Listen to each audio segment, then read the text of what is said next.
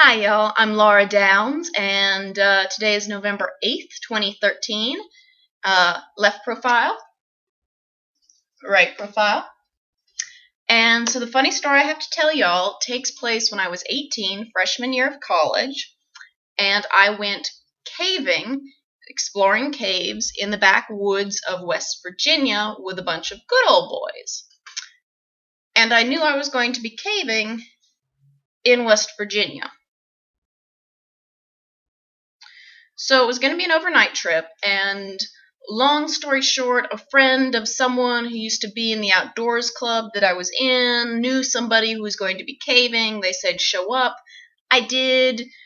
I then spent 4 hours driving at night through rural Pennsylvania and West Virginia in the dark in a car whose electrical system started going out shortly after we had had an ice storm, through the mountains to an abandoned, well, out of use Boy Scout camp that was going to be where we were staying.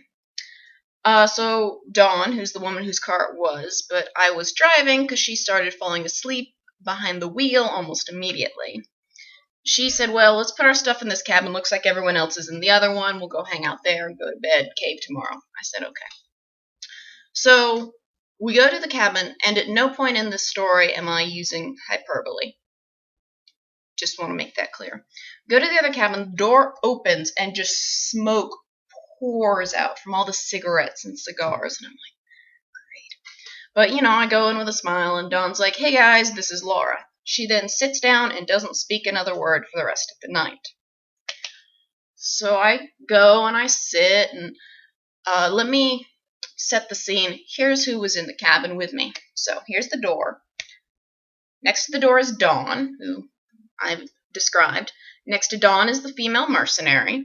Next to the female mercenary is a man who, I swear to y'all, the most stereotypically redneck and most stereotypically gay person that I have ever met in my life. Like, everyone else is in, like, John Deere and, like, torn up plaid and stuff.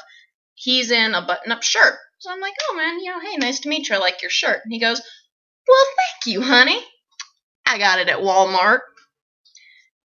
Next to him could have been Larry the Cable Guy's twin brother.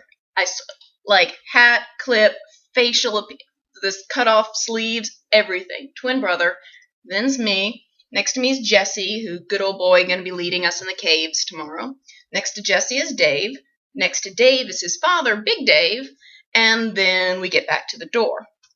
So I sit down, and Dave's like, well, hey, Laura, let me get you something to drink. And I said, sure, that'd be great. And he goes, great, we've got beer. And I said, well, I guess I'll have a beer. He opens the fridge, and I kid you, every single square inch is just filled with beer. Just stacks, and then cans sideways to fill in everything. And he goes, don't worry, we've got more in the truck. So he gets me a beer, and the evening progresses, and oh my God, they were just such a hoot. They were great. But at a certain point in the night, as always happens, the discussion comes around to knives. And Big Dave, who's clearly, the alpha of this group, Big Dave, he looks across at me and says, well, Laura, if you're going to be drinking with us, there's a question I got to ask you. I said, well, yes, sir, Big Dave. What do you want to know? He goes, well, Laura, what I want to know is, how big's your knife?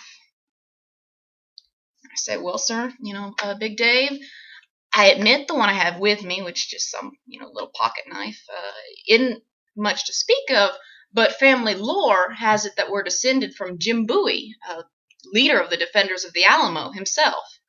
Without skipping a beat, Jesse next to me turns to Big Dave and goes, well, damn, Big Dave. She just pimp-slapped you verbally. And it was great. And if you want to hear the rest of the story, including the best bourbon to come out of the great state of Kentucky, as well as whose turn it was to shoot the bear, I guess we'll have to meet up in person. Y'all have a good one. Bye.